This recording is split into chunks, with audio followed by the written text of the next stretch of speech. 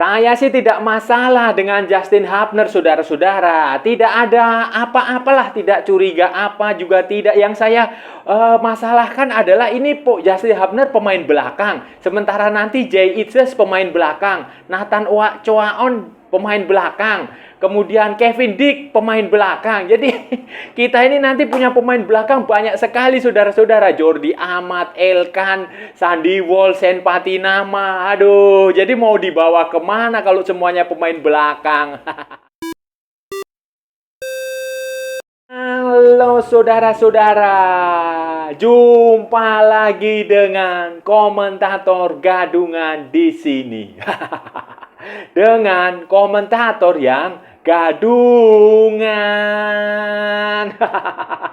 Seperti biasa, saudara-saudara, seperti biasa. Kalau kita sudah bertemu, pasti akan ada yang kita perbincangkan. Akan ada yang kita bicarakan. Akan ada yang kita bacotin. Akan ada yang kita analisis. Kita ulas tentang sepak bola di seputaran Asia Tenggara. Di negara-negara tetangga. Di negara-negara jiran kita. Di negara-negara serumpun. Di Indonesia, Thailand, Vietnam, Laos, Myanmar, Malaysia, Singapura, Brunei Darussalam, Filipina, Timor Leste, mana lagi? Uganda, Wakanda, Konoha, dan sekitarnya. Semuanya akan kita bicarakan secara santai, baik yang bermanfaat maupun yang tidak bermanfaat, baik yang berguna maupun yang tidak berguna, secara fair, sportif, jujur, adil, tidak ada muatan kebencian, provokasi, penghinaan. Bebas, saudara-saudara, bebas, bebas, bebas. Yang penting sopan. Dan untuk edisi hari ini, saudara-saudara, untuk edisi hari ini kita akan bicara tentang Justin Hubner. Justin Hubner ini penting kita bicarakan karena setelah proses naturalisasinya digantung selama berbulan-bulan. Terakhir itu kan setelah waktu Piala Dunia U20 gagal. Setelah digantung berbulan-bulan, akhirnya ada kepastian bahwa Ketua Umum PSSI memastikan bahwa proses naturalisasinya Justin Hubner akan diperpanjang, akan dilanjutkan. Jadi waktu itu kan, tempo hari itu, waktu dibatalkan itu kan ada bermacam bumbu yang kurang sedap. Tampaknya bumbu-bumbu itu sudah dilupakan dan sekarang prosesnya sudah jalan. Dan menurut PSSI ini tinggal kepresnya ditandatangani oleh Presiden dan sumpah menjadi warga negara Indonesia. Nah, ini akan seperti apa, saudara-saudara? Ini akan kita bahas, akan kita ulas, akan kita perbincangkan, akan kita analisis, akan kita bacotin di edisi kali ini, saudara-saudara. Jadi begini, saudara-saudara, jadi begini, ada perkembangan yang cukup mengejutkan. Mengejutkan bagi banyak orang, bagi supporter Indonesia, bagi tim nasional Indonesia, bagi media, bagi pengamat, bagi semua orang di Indonesia. Itu ada perkembangan yang sangat mengejutkan, amat sangat mengejutkan sekali ketika secara mendadak tiba-tiba tidak ada hujan, tidak ada angin, tiba-tiba badai. Tidak ada petir, tidak ada mendung, tiba-tiba hujan deras, tiba-tiba banjir. Itu adalah ketika Erick Thohir, Ketua Umum PSSI, memposting di Instagram dia bahwa Justin Hubner proses naturalisasinya akan dilanjutkan. Itu mengejutkan sekali, saudara-saudara, itu mengejutkan sekali, mengejutkan, amat sangat mengejutkan sekali. Erick Thohir menyebut bahwa naturalisasi Justin Hubner itu sudah ada di tangan Presiden, tinggal ditandatangani Presiden, keputusan Presiden, namanya Kepres yang menetapkan pergantian kewarganegaraan dari Belanda ke Indonesia. Dan kalau itu Kepresnya sudah ditandatangani, berarti Justin Hubner tinggal menjalani sumpah menjadi warga negara Indonesia di kantor Kementerian Hukum dan HAM, kalau nggak salah di Jakarta atau di mana lah, atau di Kanwil atau di KBRI mana, saya juga nggak tahu. Pokoknya itu intinya prosesnya sudah selesai. Dan ini tidak, kalau dihitung dari waktu yang dulu itu lama sekali. Tapi kan waktu itu pembatalannya itu ada alasannya. Ada alasannya, dan alasannya waktu itu dibatalkan itu juga diungkap sendiri oleh PSSI. Sekarang entah, saya nggak tahu ada udang di balik bakwan, atau ada kepentingan apa, atau ada muatan politik apa, atau ada kepentingan apa sehingga kemudian Justin Hubner akhirnya akan dilanjutkan naturalisasinya. Apakah ini murni sepak bola atau murni urusan bisnis atau apa saya nggak paham. Tetapi faktanya memang itu mengejutkan, saudara-saudara, mengejutkan. Ini mengejutkan, saudara-saudara. Kalau saudara-saudara ingat timelinenya itu kan dimulai dari sebenarnya Justin Hubner ini bersama dengan Rafael Struijk dan Ivar Jenner. Waktu itu pemusatan latihan timnas U20, U19 di Eropa, di Turki, kemudian di Spanyol. Waktu itu tahun berapa ya? 2019 atau 2000 berapa lah. Pokoknya itu pada waktu itu. Mereka kan waktu itu timnya Sintayong yang memantau mereka. Kemudian mereka diajak bergabung, kemudian diseleksi, kemudian ikut latihan dan ternyata Sintayong cocok. Waktu itu 3 pemain, Justin Hubner sebagai pemain belakang, Ivar Jenner pemain tengah dan Rafael Struijk pemain depan. Proyeksi mereka adalah Piala Dunia U20. Kemudian saudara-saudara, proses naturalisasinya jalan dan ketika itu sudah akan sign tanda tangan kepres itu. Waktu itu kan mereka diminta untuk datang ke DPR melalui Zoom online, teleconference dari Belanda. Tetapi pada waktu teleconference diselenggarakan itu yang bisa mengikuti teleconference itu hanya Ivar Jenner dan Rafael Struijk. Rafael, 2 pemain itu, mereka yang mengikuti telekonferensi. Sementara Justin Hubner tidak bisa karena waktu itu alasannya dia sedang mengikuti pemusatan latihan tim nasional Belanda U20. Kalau nggak salah waktu itu Belanda lagi persiapan untuk di mana ya, di Prancis atau di mana gitu. Kemudian saudara-saudara, kemudian setelah itu kan Piala Dunia U20 itu batal. Piala Dunia U20 batal dan ketiga pemain itu mulai ragu. Tetapi atas usaha PSSI, atas usaha bantuan dari beberapa orang, mereka berhasil meyakinkan Ivar Jenner dan Rafael Struijk bahwa kalau Anda nggak main di timnas U20 nggak masalah, nanti bisa main di timnas senior seperti Elkan Bagot. Dan ternyata kan terbukti Ivar Jenner dan Rafael Struijk bisa bermain di melawan Argentina, saudara-saudara. Sementara Justin Hubner itu muncul rumor dia mau dilanjutkan naturalisasinya kalau PSSI membayar sejumlah uang. Konon katanya sampai 1 juta US dollar. 1 juta US dollar apa 1 juta euro ya? Ya pokoknya kira-kira 15-16 miliar lah. Itu rumornya waktu itu, walaupun kita nggak tahu apakah rumor itu benar atau tidak, atau hanya sekedar ya kabar burung. Tetapi waktu itu alasan yang diungkap PSSI secara tidak resmi seperti itu, saudara-saudara. Ketika Ivar Jenner dan Rafael Struijk pada akhirnya benar-benar dinaturalisasi dan mendapat kesempatan bermain di melawan Argentina, saudara-saudara. Disitulah tampaknya Justin Hubner mulai menyesali keputusan dia waktu itu bergabung dengan tim nasional Belanda U20. Waktu itu dia tampaknya menyesal tidak hadir telekonferensi di tim nasional di DPR waktu itu. Dia menyesal, tampaknya dia menyesal. Itu dibuktikan dengan postingan-postingan dia di Instagram. Karena saudara-saudara, ternyata tim nasional U20 Belanda itu juga tidak pernah memanggil dia lagi. Tim nasional U20 kah, U21 kah, U23 kah, apalagi senior.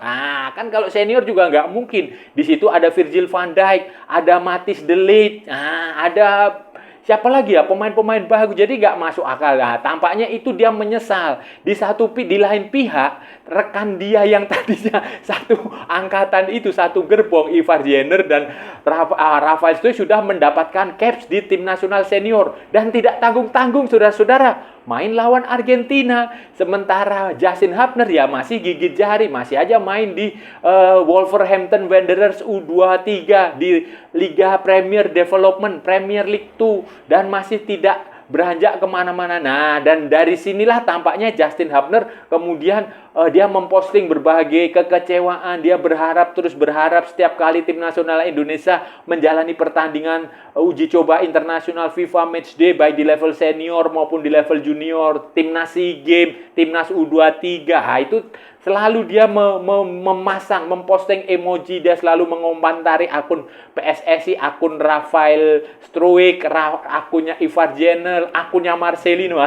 Dan ini membuat, ya nggak tahu ya apakah ini berkaitan ataukah kemudian dia menghubungi PSSI atau tidak. Faktanya bahwa PSSI kemudian memastikan bahwa Justin Hubner akan terus dilanjutkan proses naturalisasinya, saudara. Justin Hubner ini siapa saudara-saudara? Justin Hubner ini. Justin Hubner itu nama lengkapnya Justin Quincy Hubner. Itu dia lahir 14 September 2023 di kota di Belanda itu namanya Hertogenbosch. Hertogenbosch itu nggak tahu di mana.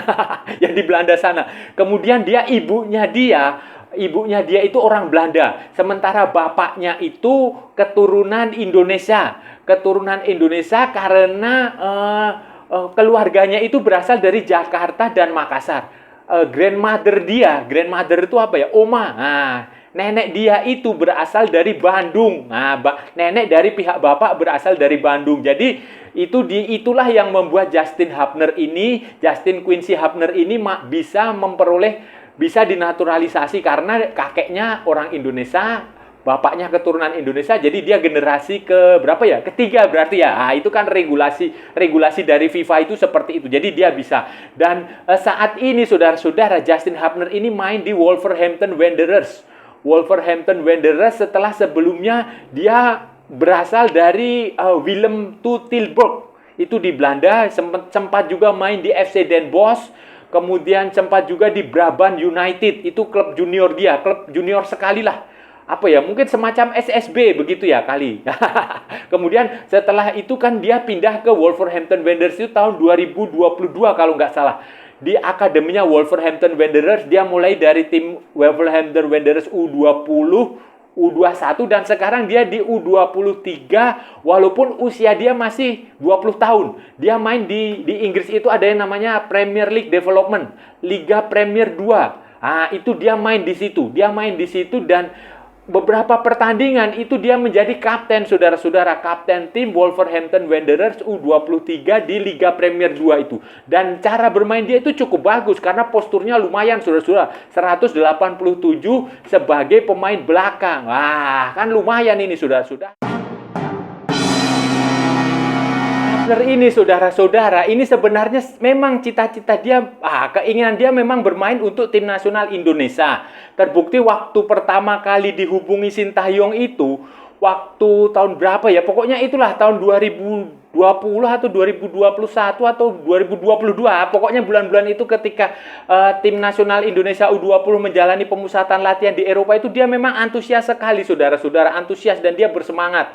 Dan dia memang, ya itu keinginan orang tua dia juga seperti itu. Tetapi kan sebagai pemain yang punya potensi, tentu saja Indonesia tidak bisa begitu saja mengambil dia. Karena otomatis Belanda juga memantau kan.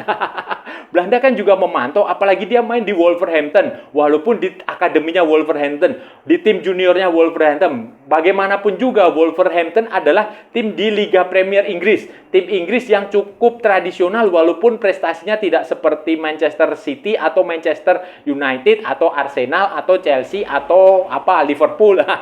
Tetapi itu kan tim yang bagus, otomatis dipantau. Jadi wajar menurut saya kalau tim nasional Belanda U20 juga memanggil Justin Hubner. Mungkin saja mereka berpikir dari sebelum keduluan Indonesia dipanggil lebih dulu, dan ternyata Justin Hubner sempat goyah kan, apalagi dia juga pernah main di, kalau nggak salah, di Belanda U17 sama U19, U18, kayak begitu. Jadi dan ternyata kan persaingan di Belanda itu jauh lebih ketat daripada persaingan di Indonesia, dan di usia semuda Rafael Struijk dan Ivar Jenner sudah main di tim nasional kan, tim nasional senior itu kan sesuatu yang bagus, dan tentu saja Justin Hubner mau melakukan itu. Jadi memang pilihan utama, tapi ya menurut saya wajar, masuk akal, cukup masuk akal, karena dia juga realistis sekali, saudara-saudara, kan nggak mungkin juga dia bersaing dengan Virgil van Dijk, dia bersaing dengan Matthijs de Ligt, dia bersaing dengan pemain-pemain Belanda lain yang cukup berbanyak di tim-tim besar seperti Ajax, PSV,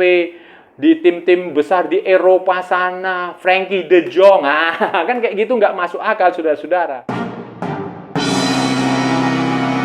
Masalahnya begini, saudara-saudara. Cuma masalahnya begini, kalau Justin Hubner ini nanti menjadi pemain Indonesia, saudara-saudara, kalau dia jadi bergabung dengan Indonesia, kita ini akan surplus pemain belakang, saudara-saudara. Ini nggak bagus juga, saudara-saudara. Karena sepak bola itu kan pada hakikatnya menyerang, mencetak gol. Kita juga butuh gelandang serang. Kita juga butuh penyerang nomor 9, posisi di nomor 9. Kita juga butuh gelandang gelandang kreatif seperti Lionel Messi, kita juga butuh penyerang sayap seperti Cristiano Ronaldo, kita juga butuh pemain seperti Romelu Lukaku. Nah, jangan semuanya pemain seperti Harry Maguire. Ini kan kalau sudah perhatikan, Justin Hubner back, Elkan Bagot back, Jordi Amat back, kemudian siapa lagi? Sandy Walsh back, Sen Patinama back. Terus siapa lagi? Terus yang nanti masuk baru itu Jay Itzes back sentral. Kemudian Nathan Chuaon juga back sayap. Terus macam mana saudara-saudara kalau semua pemain back? Kan sementara back itu ya yang main 3 atau 4, termasuk back sayap. Itu nanti pemain-pemain asing, pemain-pemain naturalisasi lain mau gimana? Terus pemain-pemain lokal kita yang bagus seperti Rizky Ridho, seperti Pratama, seperti Asnawi, itu mau dikemanakan gitu loh. Itu yang menjadi pertanyaan saya. Kenapa sih kita terlalu memaksakan menaturalisasi pemain belakang? Memang ada baiknya pemain yang kita naturalisasi itu ya pemain depan. Kan kita hanya punya pemain depan yang dinaturalisasi, penyerangnya kan cuma hanya Rafael Struijk. Kemudian tengahnya Ivar Jenner sama Mark Locke.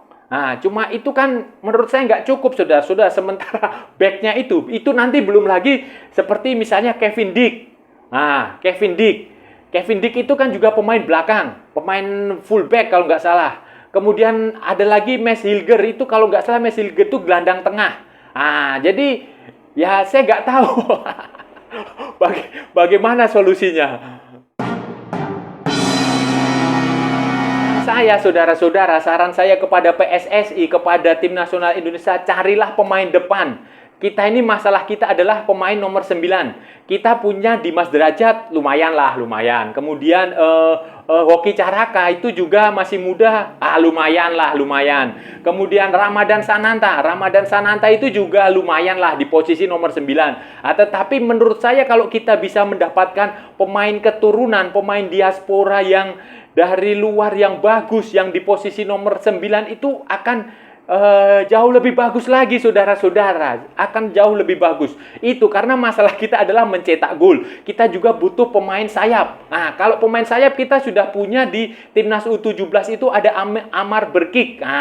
Amar Berkik itu U17 nanti main di Piala Dunia U17, yaitu kita tinggal pupuk aja, kita tinggal rawat.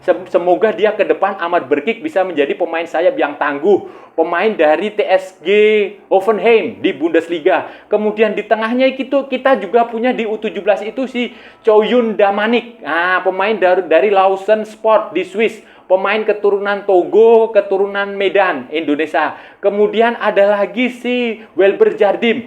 Welber Jardim ini kalau nggak salah dia sayap. Dia bisa fullback, dia bisa sayap murni. Ini ke depannya. Tetapi yang menurut saya, saudara-saudara, yang sekarang ini jauh lebih mendesak itu ya penyerang.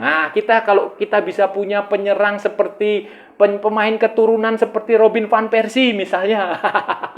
Robin van Persie kan juga orang Indonesia itu keturunannya. Kayak gitulah. Itu yang kita butuhkan. Pemain nomor 9, pemain yang nomor 10 juga kita butuh. Jadi tidak semuanya selalu pemain di posisi back. Entah center back atau back sayap atau kiper itu juga kita butuh karena masih ada Sirus Margono. Saya nggak tahu Sirus Margono itu lanjut naturalisasinya atau tidak. Tetapi kita pokoknya intinya kita butuh pemain naturalisasi, pemain keturunan yang bukan center back, saudara-saudara, bukan pemain defender.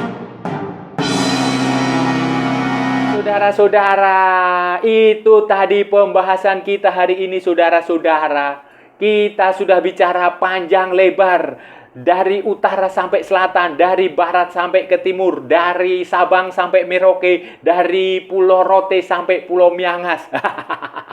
Semua sudah kita perbincangkan, sudah kita bicarakan tentang Justin Hubner, tentang rencana naturalisasi Justin Hubner yang dilanjutkan setelah pada waktu itu dia tidak hadir waktu rapat dengar pendapat di DPR.